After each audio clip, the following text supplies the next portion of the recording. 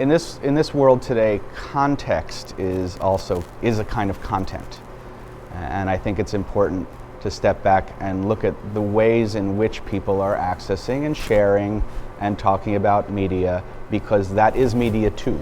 Right, there used to be one conversation between mission control and the masses, and now individual mass members are having conversations with one another.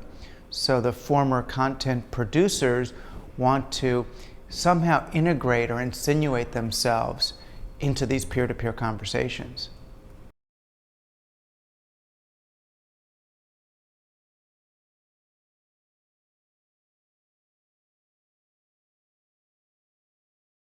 Audiences, I hate to call them consumers these days because they are producers as well, they want to know that they have control over their entertainment content, to be able to access and view and talk about their stuff from any device, from any location that is available to them.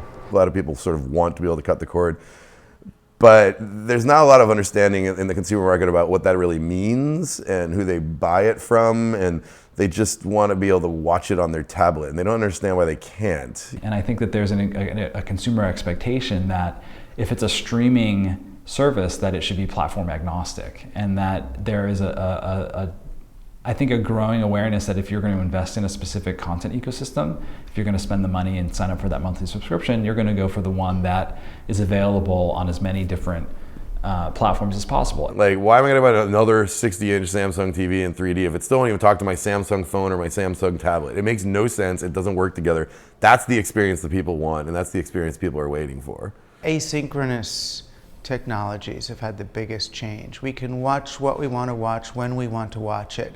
You know, it was the VCR, the DVR, and now Netflix and iTunes. Some of the new experiences that we can look forward to are experiences that are at a fundamental level a lot more flexible. Experiences that we can tailor to our own needs, to the context of viewing, to whether or not we want other people around us, to whether or not we need to take a break, right?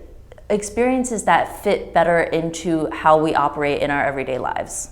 I think we can project ourselves into the future, assume that this having to platform jump to experience this continuity will not exist anymore because of market forces.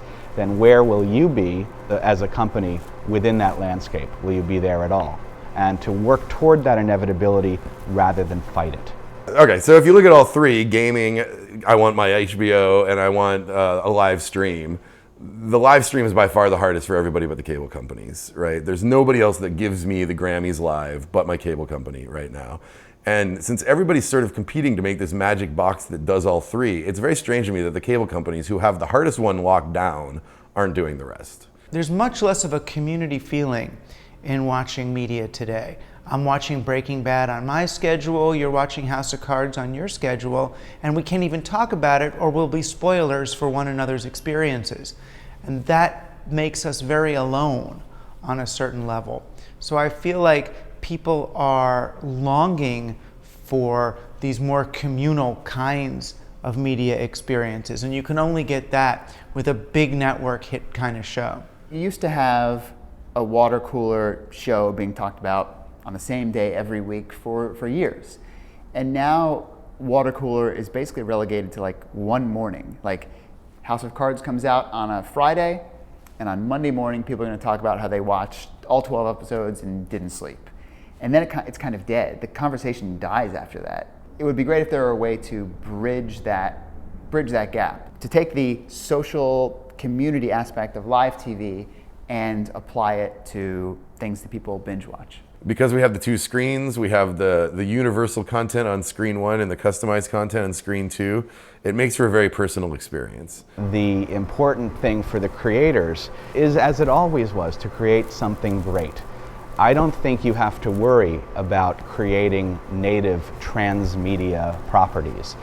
The transmedia part comes from the audience, and then companies can react to what they're seeing out there and then create the hooks that allow those kinds of interactions to be amplified exponentially. I think it's a question of being able to access things on different platforms at different times, being able to sort of set the terms under which they get to experience something. Well, we used to live in a world where the audience sat and watched. Now we live in a world where the audience wants to do something. They don't need bigger screens anymore. They don't need 3D.